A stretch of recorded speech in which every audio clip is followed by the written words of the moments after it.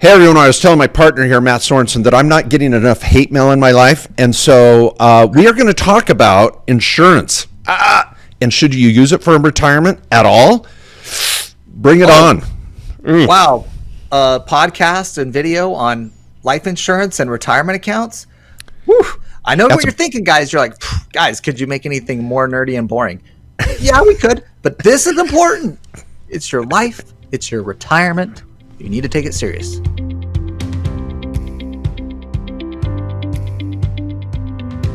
Welcome, everyone, to the Directed IRA Podcast. This is Matt Sorensen. I am joined, as always, with my illustrious, heck of a good guy co-host, Mark J. Kohler. Wow, thanks. I don't know whether to take illustrious or heck of a good guy. I guess it depends on what circle you're in. Yeah, either one. I mean, one of them sounds kind of smart, and, you know, it's kind of like a word of the day, illustrious. I don't even know entirely what that means. Heck of a good guy is just, you know. Yeah. That's self-explanatory. Well, welcome everybody. We're excited about today's topic, and that is, should insurance be used for retirement? Buyer beware. Bring on the hate mail. This is gonna be a brutal conversation. Insurance agents, you're going to want to take us to task. I know you're going to start taking notes of everything we said. Everything we say that's wrong. We're going to talk policies, practicalities, more so than technicalities. Yeah. So anytime you wade into a topic where someone makes money at it, and a lot of money in particular, some of these life insurance policies, there's going to be a strong defense out there. And we get it. But that is frankly part of the problem.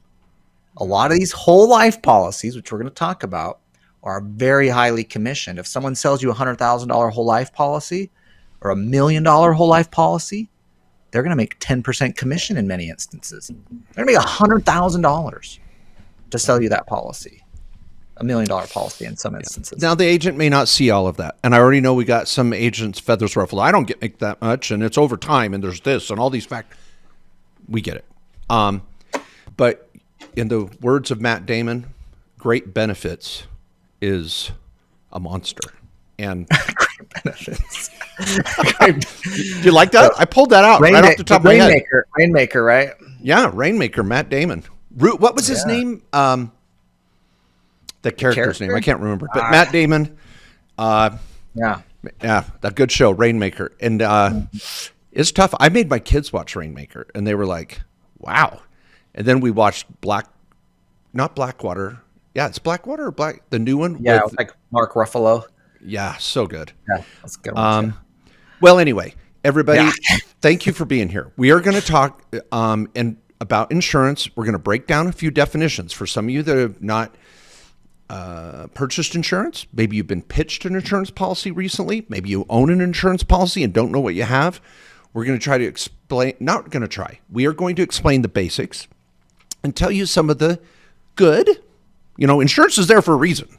You know, it's been around for how many years, hundreds of years, but it can be oversold.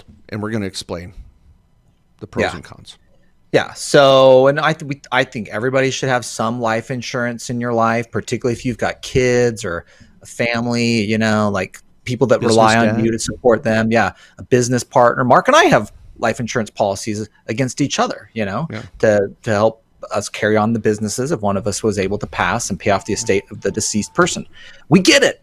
There's lots of great places for life insurance, but do you do it instead of a retirement account? Some people pitch that. Some people sell that. Some people say it's better than a retirement account. Let's talk about that. Yeah, I've got a rant here in a moment on that. But I was a little concerned recently. I got a phone call from our insurance agent and said, Matt was doubling the death benefit on your policy, Mark. And I said, he is? I want you to know, Matt, I got that call. So dang it. I told him not to call you. Yeah, I know. You better watch out. You know, you might watch out. You might want to check the brakes before you roll out of your driveway. Pelican brakes. I mean, if the car's starting a little slow, you might want to walk away. Either I got a crappy car or there's a bomb. One of the two. It's really a lot of pressure because if I don't perform at work, Matt's just one phone call away from Bruno. I'm not messing around. Yeah. It's like, Bruno, pull the trigger. Yeah, we're ready to go. Yeah. Okay. Now here, one last fun note. For those that have just maybe found this podcast, maybe you were looking up the topic of insurance and you're like, who are these bozos? We are both tax lawyers. I'm also a CPA. Matt is the CEO of the trust company, Directed IRA Trust Company, directedira.com. We are both senior partners in the law firm, KKOSlawyers.com. And we both have best-selling books in a variety of these topics that we're going to be covering today.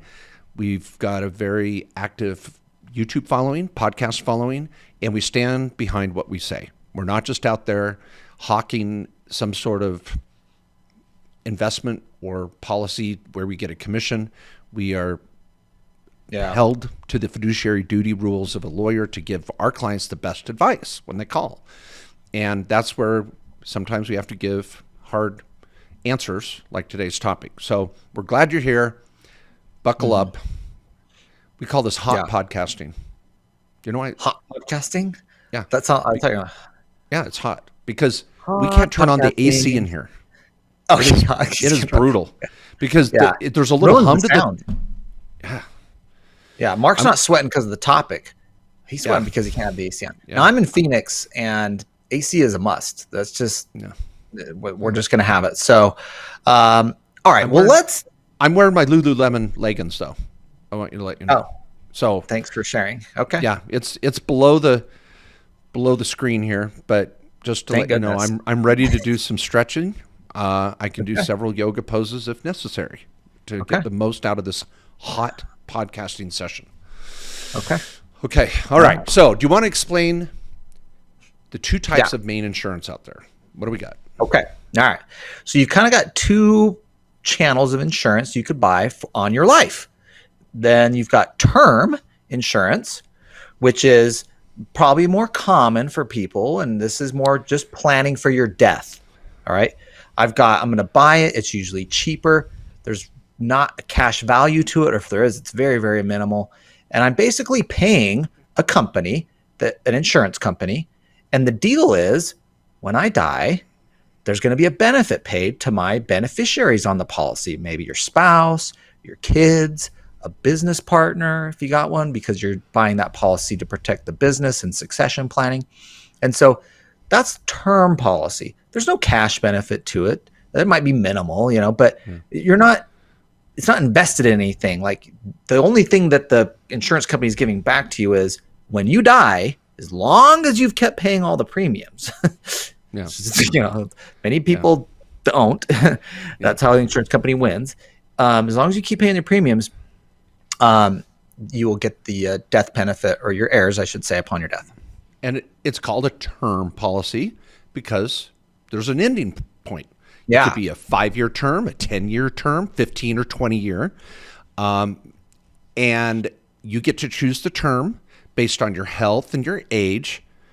You can go to a calculator on Google right now, and 35 insurance companies are paying $10 a click to get you to fill out some form. They want your lead. So be careful what you type in. But you can go and just do the math really, really quickly. And whether you get AAA or AA. If you want to find your worst enemy, get their email and their name and phone number and go do an insurance quote for them online. Oh my gosh. Rockstar coming up through the nose is not fun. So their email is going to get blown up, their phone, they're going to get called for insurance policies. No, I'm just kidding. But yes, that's important on term. And if you're in your 30s or 40s, or heck, your 20s, it's pretty cheap. It's not as expensive. But once you hit, let's say your 60s or 70s, you're trying to buy term, it's a lot more pricey because there's more risk for the insurance company. You will die soon, and this thing will pay out. Yeah. Also, if you're older and you have a younger wife, term is more risky too. You just never know. Got to watch Dateline. If you don't watch Dateline, that's true. It's always the spouse. It's always the spouse or the girlfriend. It's always the spouse. And I'm sick and tired of it, Dateline. Can we find a few where maybe a few more wives are killing their husband? I'm sick and tired of the husband killing their wives. It's really, I think it's a little jaded, but well, anyway. Okay, now, a concept that is often talked about, and I, to be honest, am a firm believer in. So spoiler alert. So I'm going to tell you where I'm coming from. But a concept that's used out there is called term and invest. Go out and buy some term insurance. Get a $500,000, get $1 million, get a couple mil, something on you, your partner, your spouse, and get a low premium and invest what you might spend otherwise on whole life insurance, which Matt will explain here in 2 seconds. But term and invest is quite common. I like that. I like to control my investment. I think I can get a better rate of return. And I have the benefit of term insurance during this term that I get to choose. And I'm worth more and have more wealth in the future, maybe I don't need that term insurance as well. So I can kind of work my way out of needing it by building up a bigger net worth where my spouse or partner, whoever's taken care of. So term and invest is a concept that makes practical sense to me, and insurance agents don't like to talk about it because tell us about and whole this life, is why and Mark, on your thing too, that's why term is a good option for a lot of people. Is like, let's say you're in your 30s or 40s, you've got kids or something, and then if you passed away, your surviving spouse was on their own trying to figure it out, it's going to be tricky. But when you get in your 60s, 70s and older and you're trying to buy term, you should have assets by then. Yeah. You may not need insurance, and it's going to be really expensive anyways if you have to. So we want you to build your assets, and otherwise, like, I love that term and invest. See? Yeah. And Bertie. Makes total sense. Yeah. And now some of you may want to, when you die, create what's called a trust baby. They're really exciting. You get this big insurance policy. You do not tie it to your revocable living trust, which is stupid. I hate to say that. I will. If any of you are buying insurance, heaven forbid someone told you to put your kids as the contingent beneficiary, because when they turn 18, they get that $1 million policy. And of course, they're going to use it wisely to go to graduate school and buy a 1982 Honda Accord. And they're going to just be really, really careful with that money. Yeah. And so we've seen that. We've seen the family, the car accident. I mean, unfortunately, we've done some estate planning obviously over the years, and we've seen these and some people who come to us that didn't have an estate plan, and topic for another day. Kid shows up, and anyways, they go buy an Escalade. Get over to our Main Street Business Podcast, folks. If you found this podcast and you're like, who are these guys? This isn't too bad. They're kind of humorous a little bit, even though our humor is a little dry, and we're trying to teach some great concepts. Get over to mainstreetbusiness.com. We have a podcast that has 10 times the downloads as the Directed IRA podcast, because it's been around 10 more years. But get over there, and we have some great podcast episodes on the estate planning topic, which needs to be talked about when you get into insurance, but different podcast. Okay, so we go from term insurance, whole life, Mr. Sorensen. Okay, here's the other one, whole life. Now, whole life has what term has essentially. You're paying in to the insurance company, and there's a death benefit that will pay out when you die. But in addition to that, whole life insurance also has an investment mechanism built into it, where the money I'm putting in, some of it's going just towards the insurance company to pay a death benefit in the future when you pass. Another piece is getting invested, though. All right, this is building up sometimes called the cash value part of your insurance policy. So when some people are like, what's the cash value of your insurance policy? This is this value that's building up that you may have access to. And there's ways you get the money out, and there's some tax rules to it. But there's the first fundamental thing, and Mark can explain the other pieces here on the tax and getting the money out. But we have a death benefit, but we also have this cash value and this money that the insurance company is investing and trying to grow for you. Yeah. And most estimates show that whole life is about 15 times more expensive than term. So if you have a $200 a month premium, or $100 a month, probably a little more realistic, $100 a month term life insurance policy premium, that might be $1,500 a month in a whole life scenario. I'd say most term policies are going to be, for the average individual, about $500 a year. and that's going to get you $1 million. And again, the older you are, the more health problems you have, the more it's going to go up. The younger you are, it could be less. Man, I was in my 30s and had a $220 a year premium on $1 million. It was sweet. Now I'm a walking heart attack, so it's not as it's not as beneficial. Okay, now on this whole life point, where's all that extra money going to? Now, this is about the point we start getting into a rant. So I'm going to be careful, and I'm going to rant. I'm going to give you some scary things that I hear all the time. But the insurance premium portion of the term is buried in the whole life premium, and everything else is supposed to. Now, for those watching on YouTube, you're seeing my little over dramatic quotes in my hands. Talk about this supposed to and be going towards this investment portion or this cash value. And you're building that up over time. And there's different types of whole life that make this sound even sexier.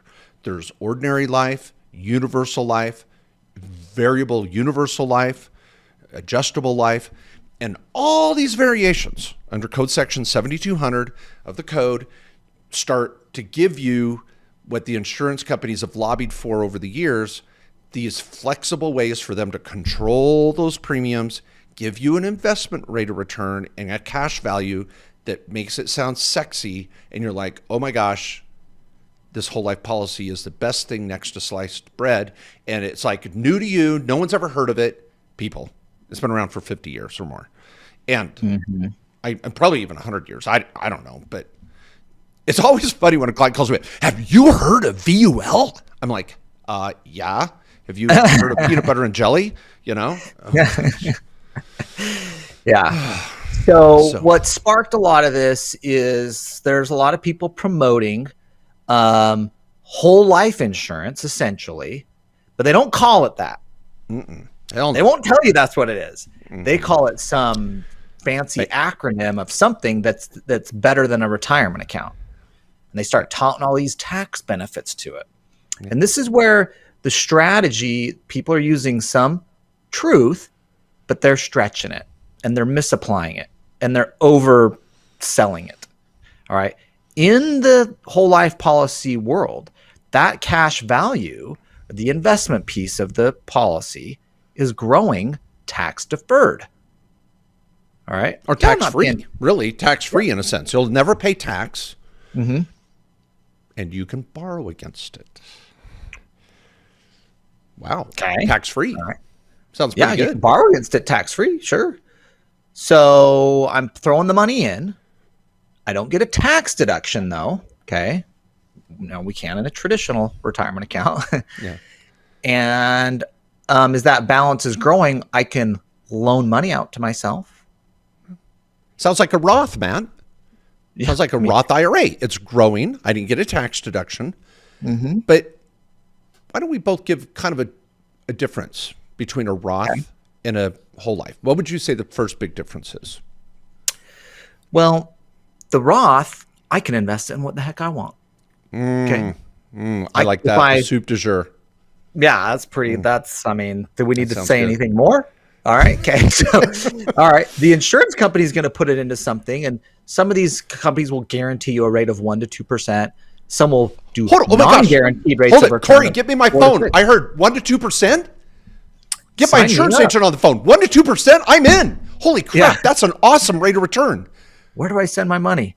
Oh my gosh, that is amazing. Now, just think, you can self-direct, and of course, that's what we're all about at Directed IRA. Clients using their IRAs to buy real estate or private companies or crypto, or you can use your retirement account to buy all these alternative assets. Even if you're boring and just want to buy the S&P 500, that's like an 8% annual return over the last 20 to 30 years. So why am I giving the insurance company all this money to give me back 1% to 2% guaranteed when they don't even try, give up, just buy the S&P 500 fund can get me 8%? And and how much does this little difference of a 6% spread, by the way, just add up over the years? Just 6%. Yeah. A freaking lot. A lot. Yeah. And that Roth IRA comes out tax-free. totally tax-free. Yeah. Okay. So that's the first difference. So when someone says, I've got this insurance policy that grows tax-free and there's no risk. Now, here's one of the first rants that really got this podcast going today.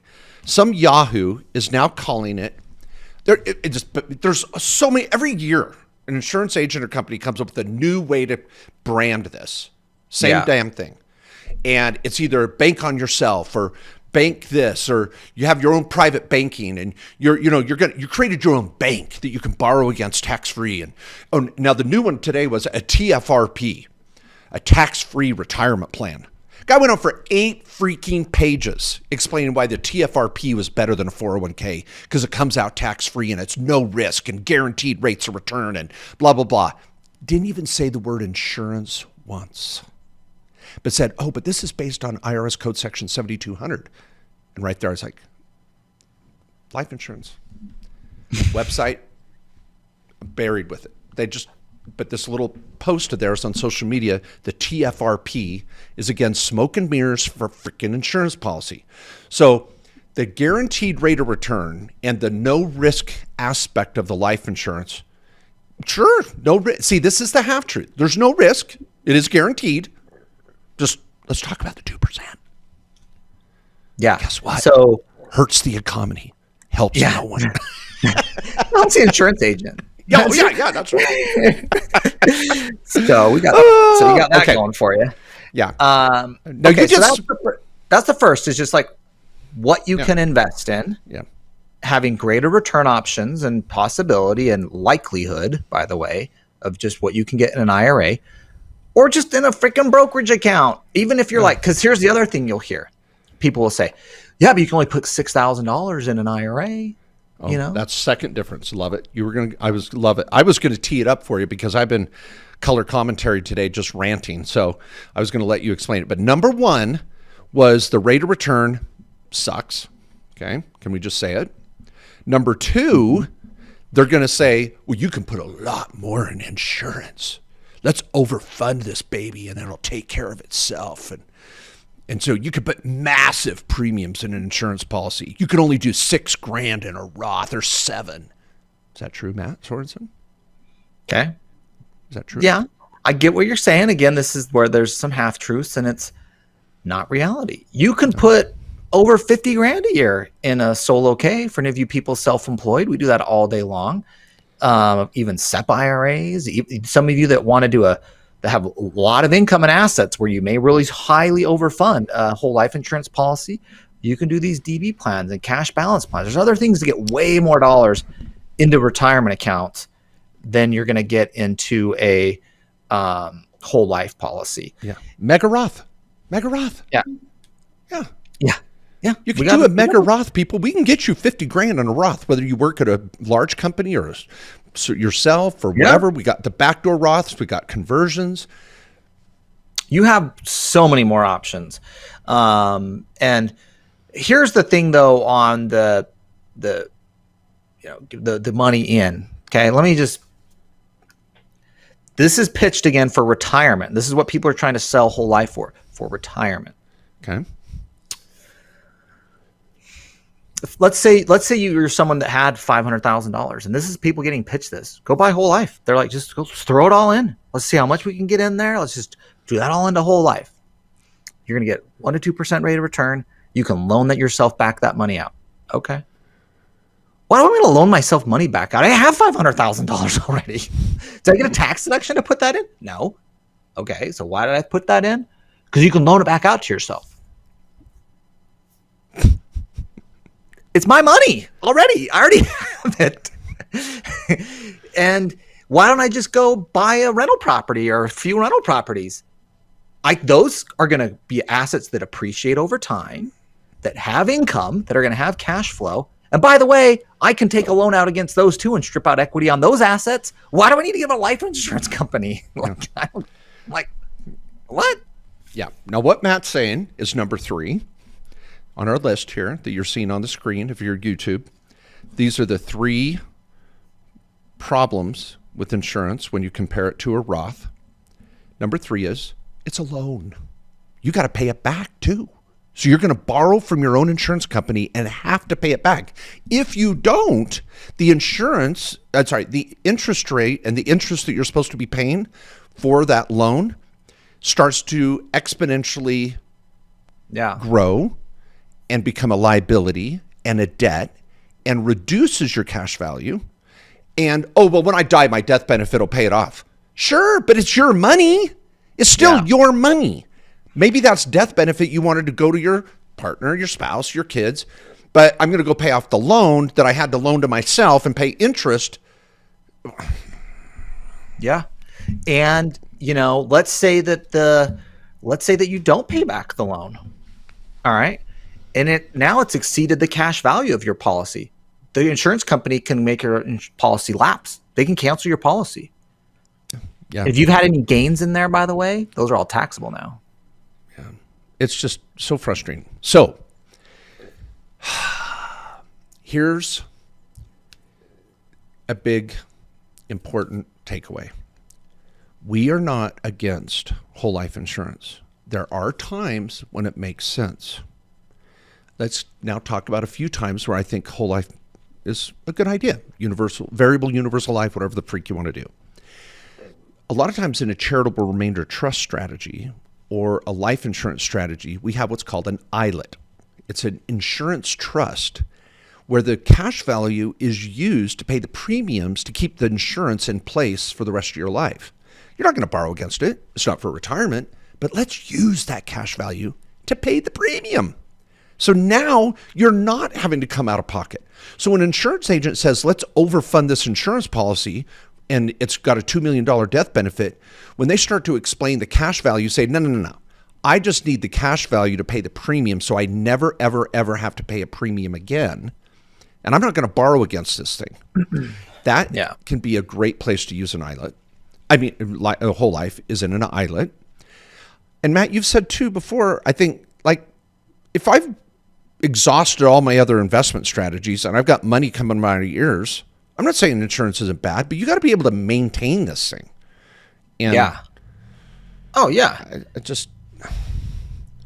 Yeah, absolutely. And so, and I think a lot of people think, well, there's a death benefit here. Okay. Okay. But remember, you could go back to term and have this at a much cheaper rate. And all that money you've been paying, some of the estimates I'm looking at are like 6 times, like, your whole life policy is about 6 times that what it would be for term. You could have saved a lot of money and just otherwise invested in other assets that have a better rate of return.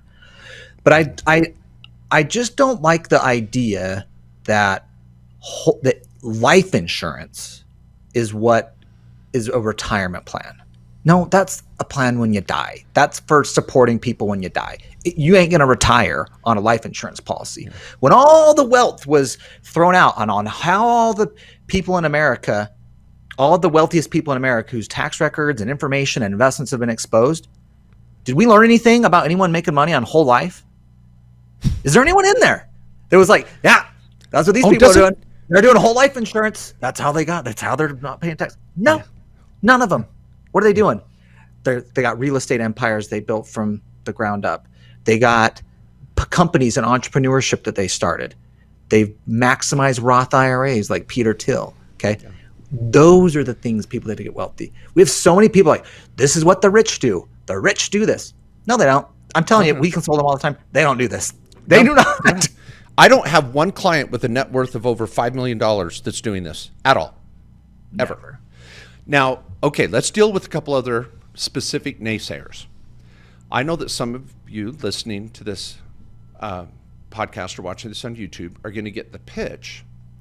And I know there's several groups that I know specifically, and I'm not going to name them specifically. One of the founders got burned in the 2008 real estate crash terribly. A lot of people did. And his takeaway from that is real estate's bad. And so there's got to be something better where there's no risk. So he started a life insurance investment type operation. And he goes out and tells everybody, literally, sell your real estate, buy life insurance, drain your 401k, drain your Roth or whatever it is with an early distribution, pay the penalties if you have to, and put it in insurance because you can count on it. Now, I get the point that there's some security there with a 1 or 2% rate of return. But life insurance wasn't conceived and designed for this purpose. Life insurance was designed for a death benefit. And then insurance agents at some point along the way said, oh my gosh, we could sell more insurance policies if we really highlighted this cash value instead of the death benefit. And now people can use it for something other than a death benefit. We can sell these things like hotcakes. And it wasn't ever conceived for that. And people that are down on real estate for one reason or another, or retirement accounts, will try to get you to close everything down and replace it with life insurance. And that is an extremely dangerous proposition. If you want to do life insurance, fine. Couple it with, use it in conjunction with your other investments. But don't go all in. That's the part that just really pisses me off. Not that just the pitch of it's one thing, but to sell everything and do it, that's like way too far. Yep. I love it. Well said there. I have one other brand. May I? Okay. Yeah. Okay. Yeah. This is on the practical point. Here's my practical point. I bought one of these. So you may say, well, Mark, come clean. If you're going to call out this guy that lost everything in real estate that's gone one direction, then why don't you, pray tell and be transparent? So when I bought a whole life policy, it was under the same plan, same pitch. It was actually a friend that sold me the policy. And we kept it going, my wife and I, for about 3 years. And then we had a bump in the road. We were building our business, we were expanding, and I couldn't pay the premiums. Now, here's one of the sales pitches you're going to hear people. Well, if you ever have a hard time paying the premium, the cash value can pay the premium for you. Now, that flies in the face of the whole, hold it, I thought we were doing this for retirement and this forced savings account, which you're going to see out there too. This is a forced savings account. But hold it, now you're saying, give up on the retirement piece. Let the premiums get paid with that cash value if you have to.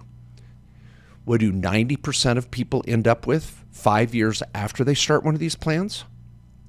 No insurance policy. They can't keep up these dramatic, expensive policies that make sense on paper. They do, people. I've seen the spreadsheets. I bought the plan. I did it. I've gone toe to toe to the point people want to punch me in the face on this because I expose it, and I get prior insurance agents have come on our podcast and will not share their name because they're like, Mark, I had to get out of the industry because I knew 95% of my clients that were going to buy that policy would not have it in 20 years because I knew they couldn't sustain it. That's the practical problem here. Yep. Give me some. I just need to punch someone. Yeah. Have you not been boxing? What happened? No, my boxing club closed across the street. They went all Taekwondo, and they had problems with the building. They sold the regulation boxing ring that I was in weekly. This explains a lot, actually. I've been wondering what's happened. Where's this? You used to have an outlet for some of this. Now it's the podcast rants, I guess. You used to be able to box it out, Yeah, I hit the bag in the I have a bag in the basement, kind of like Bruce Willis in Red. Yeah, he goes in the basement. Just what? You didn't like that example? I know you're like big movie quotes if it's like a movie that's worth seeing, but like Bruce Willis Red. Have you not seen Red? Did that go like straight to the top? No, is that a good one? It's played all the time on give me TNT. A Die Hard, maybe. I know what you're talking about. What, I got to quote Shawshank Redemption that's on every other night on Turner Movie Classics? What, you can't deal with Red and Red 2? It was so good they had a sequel. Oh my gosh. I mean, did you notice that Fast and the Furious is that good that they have number 10 this week? Corey, what is it? This Fast and the 10, Furious 13? 9. Okay, sorry. I have no quote from Fast and the Furious after 8 movies. Because of family. Because of what? Because of family. That's the best quote of all. Because of family? Family. Just say because of family. Everybody knows. Who says that? Yeah, I'll say that. Because of family. Apparently that's an important quote in the Fast and the Furious. In Fast and Furious, because of family. Yeah. Oh, okay. Yeah. All right. Okay. Oh, well. Good tip here. All right. Thank you, Corey. It makes no sense. You should say, I needed trust because of family. Oh, I Again, needed trust we haven't because of seen family. it, so it makes no sense. Yeah. Okay. Yeah. Okay. All See, right. that's Vin how I Diesel. feel when you're quoting red, Mark. That's how I feel when you're quoting red. All right. Okay. Well, all right. Well, let me just say I felt like that was your closing statement. Was that your closing statement on your final I don't. rant? I don't have anything else. Yeah. I've Okay. already I mean, I created enough hate mail for about 3 weeks. So. Yeah. I just really think I just want people to know where's the place for life insurance. It's about replacing income and assets for your loved ones that you may pass on, or a business partner or other things where, remember, life insurance. Okay. That's focus on that. It is not the place to go instead of putting money in a retirement account. If you got a 401k at work that's company's going to match, that's free money going in there. Life insurance company's not giving you free money. Okay, max out your contribution to at least get the free match. That's free money. I don't think anybody will ever argue that point. Second, Roth accounts, Roth IRAs, you put money in. It's sure you can only put $6,000 a year in. I mean, but you At the could bare put more in. minimum, you can do more. Yes. Yeah.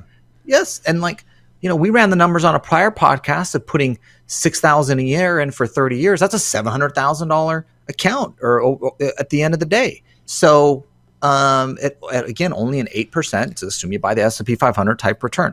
So that's what's for retirement. That's what you're going to use in your 60s and 70s to live off of.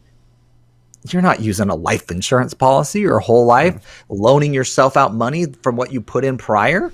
Go use that money to build other assets, make good investments, let it grow. Let it grow. Or is it snow?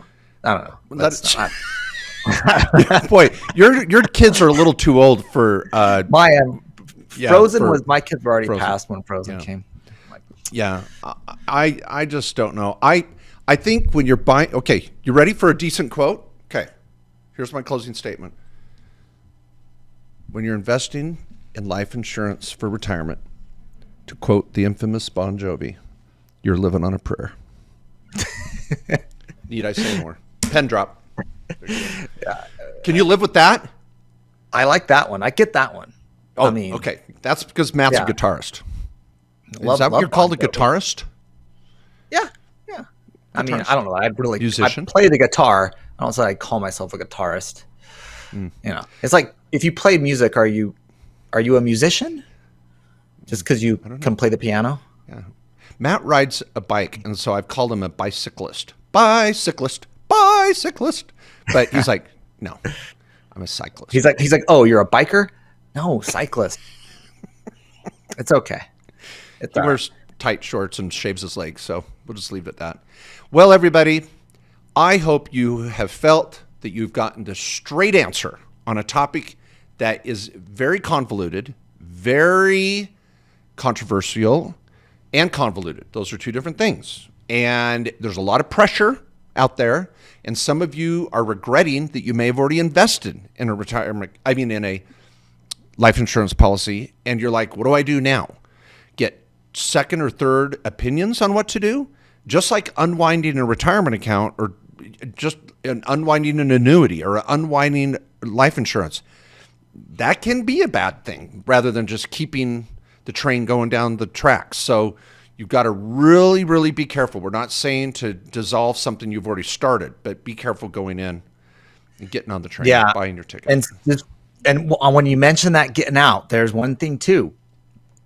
There's some surrender problems. When you kind of go to close out a whole life policy, there's these penalties and there's these surrender penalties that usually in the first 10 years that you can get hit with. And you're like, well, I thought I'd be able to get the whole cash value out. No, you've got a penalty here. We're holding back a certain amount of money. Whenever there's an investment that penalizes you to try and get your money back, that just doesn't sound right. It's just like, why? I mean, it's invested. Let's just sell the assets and get my money back. No, we charge you a penalty. We need you locked in order to make money on this. So, like I said, be careful out there. There's a place for life insurance, usually to protect your loved ones as you pass on. If you have whole life, maybe get a second opinion. it may not be worth putting more money into it. Maybe it is. I don't know. Sometimes you're far enough down the road, you got to it's a different analysis from someone starting out. But hopefully you learned something in today's show. Yeah. And although, as Phil Collins may say, feel like it's against all odds, you can do it. You will make it. And you're just trying to throw out, like, I kind of shot you down on red, and now you're coming back. I appreciate Bon Jovi, Phil Collins.